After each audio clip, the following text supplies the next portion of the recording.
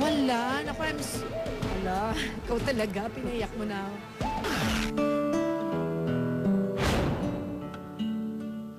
Medyo naninimbang pa rin daw si Dina Bonnevie sa pakikitungo sa manugang na si Christine Hermosa. May bahay ng anak na si Oyo Soto. Kasi like yesterday, sabi nga ni Tin, nagpa-practice na ako to call you Mama D. Kasi palagi siyang, tita, sabi ko, don't call me tita, call me Mama D. But as far as the couple is concerned, naninibago pa rin sila sa buhay may asawa. May mga time na gigising kami sa umaga, tapos parang magtitingin ako kami na parang kasawa na nga pala tayo. Parang may ganun na feeling.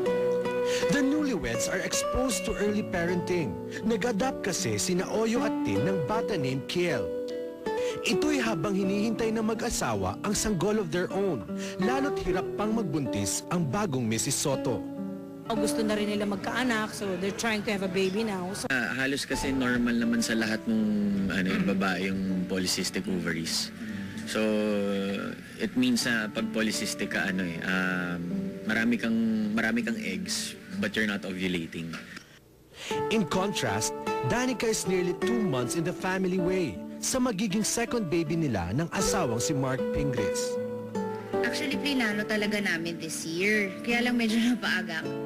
Now that her children have their own lives, ramdam daw ni Dina ang lungkot ng pag-iisa. minsan may days talaga na, nako. Sorry.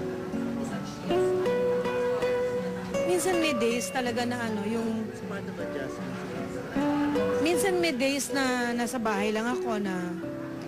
Yun, parang bigla akong na-imagine na meron akong nadidinig. Nasabihin ko sa maid, may nagtimbre na dyan yung mga bata, narinig ko yung call siya. Wala. Naku, ala, ikaw talaga, pinayak mo na ako. Nag-uusap nga kami ni Tin minsan tsaka ni ate na isipin rin natin yung feeling nila. Paano kaya yung pagtanda natin, tapos yung mga anak din natin yung mag-asawa din. Kasi si daddy, naiisip ko rin na laki ng bahay niya sa Ayala, Alabang, tapos siya lang mag-isa, di ba? So, alam ko minsan na lulungkot din siya. Pero paano nakukuhang ibsan ni Danica at Oyo ang kalungkutan ng kanilang ina? Abangan sa pagbabalik ng Star Talk PX. Sinasadya umano ni Dina Bonnevie na maglambing sa mga anak. Lalo na kung parating ang araw ng linggo. Tuwing Sunday kasi ang bonding time ni Dina with her family. Bukod pa sa may mga times ding magkakasama sila on other days. Actually, nagdadrama nga ako pag Sunday na hindi kami pwede magkita. Galit ako noon. Kasi sabi ko, may mga asawa na kayo, at least give me 1 day a week na every Sunday, be with mommy, di ba? But she makes it a point talaga to call. Tapos kung hindi naman, Oyo, si mami, kailangan tayo magkita, ganyan-ganyan. Then, minsan naman, si Oyo yung, Ma, saan ka? And dito kami ni Tin, nagdi-dinner kami, sama ka, halika. Nari minsan na-invite ko siya dito sa bahay. Tapos, tara, dinner tayo. Tapos, I make it a point talaga na I call her talaga. Kung hindi man every day, every other day. Then the other Sunday naman, sinamahan ko si Mark tsaka si Danica sa Portofino kasi bumili sila ng lupa. So, parang masarap ng feeling na nagtatanong ng advice sa'yo yung son-in-law mo, di ba?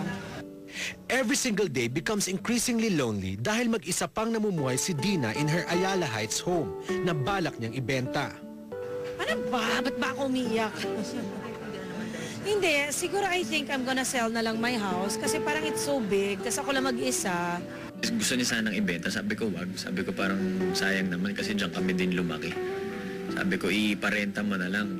Ang hirap din na she's maintaining a big house. And I think mas nararamdaman niya yun every time she goes home. And every time doon pa rin siya umuwi.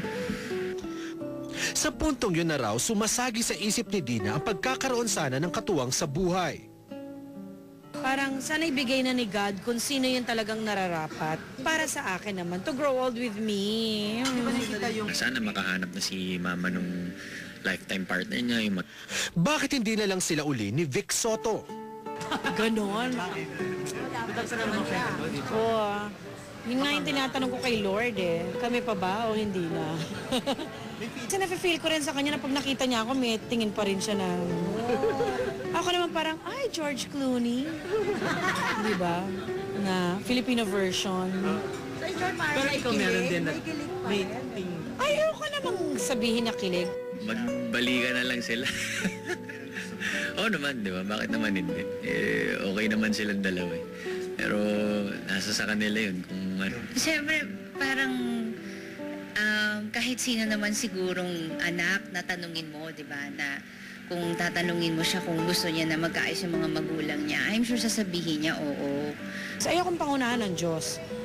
Pag dinicide ni Lord na, siyang ibibigay ko sa'yo, siguro naman bago mangyari yun, magiging Christian na rin siya.